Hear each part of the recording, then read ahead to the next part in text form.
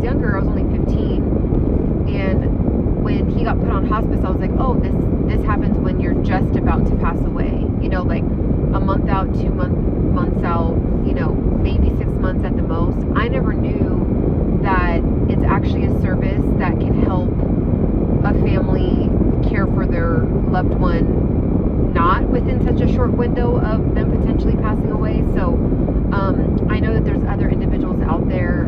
I do have a Instagram just for my caregiving efforts and abilities with my grandmother. It's at with love Chucky, at with love Chucky. So that's the @ WITHLOVECHUCKIE, at with love Chucky. So I talk more about it on there. But when I announced that my grandmother was being put on hospice, I got so like a flood of different super kind, loving messages that came in, and were giving their just like uplifting words, and I'm so sorry, I know this toward the end, and honestly, my grandmother more than likely is toward the end. However, that's not why we signed up with the hospice. It kind of just fell into my lap. It wasn't something where her doctor reached out to us and said, hey, she's going to pass away soon, I think that you should put her on hospice. It was actually the other way around. So my grandmother's insurance has different services that they offer, and so I think they were just doing a routine calling different different people that have that particular insurance, and just calling and saying, hey, we have this type of service and your insurance covers it. And it was a service where they dispatch nurses to the individual's home and give fluids. They check temperature, they check oxygen levels, they check blood pressure, they administer anything like on a basic level, like things that maybe you probably would rush to the hospital over for someone that's super sick. Not everything needs to be rushed to the emergency room over. So things like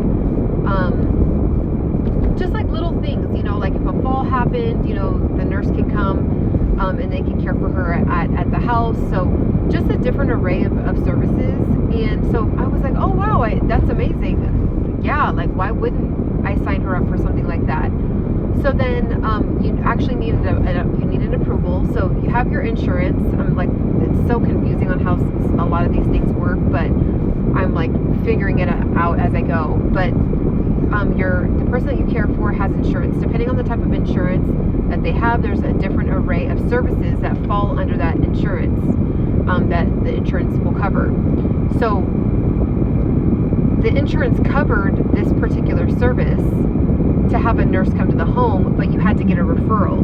So I called her primary care doctor and said, hey, this company reached out to me, her insurance will cover it, I think it would be great, it would definitely help out me and my mom with making sure that she's getting the best level of care, because my grandmother has dementia. We don't know if we're always giving her the best level of care, or if her blood pressure drops, what to do, or if her oxygen levels are low, what to do, or even how to check those things. I'm learning now this year actually how to check those things, which is kind of cool. But it's still great to have a professional that is in the field, that's went to school, that does this every day, come to the house. So he said, actually, he goes, have you heard of hospice instead? So I guess hospice is different from this other nursing service.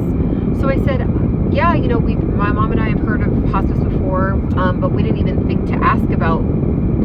I thought it was something that a doctor would have to like offer, and maybe that is the case sometimes. But he said, well, nonetheless, he's like, yeah, see if her insurance covers hospice, and they do all that plus more. So I was like, oh wow, okay, great. So I went back to her insurance, called them, and they said yes, she definitely is approved under hospice.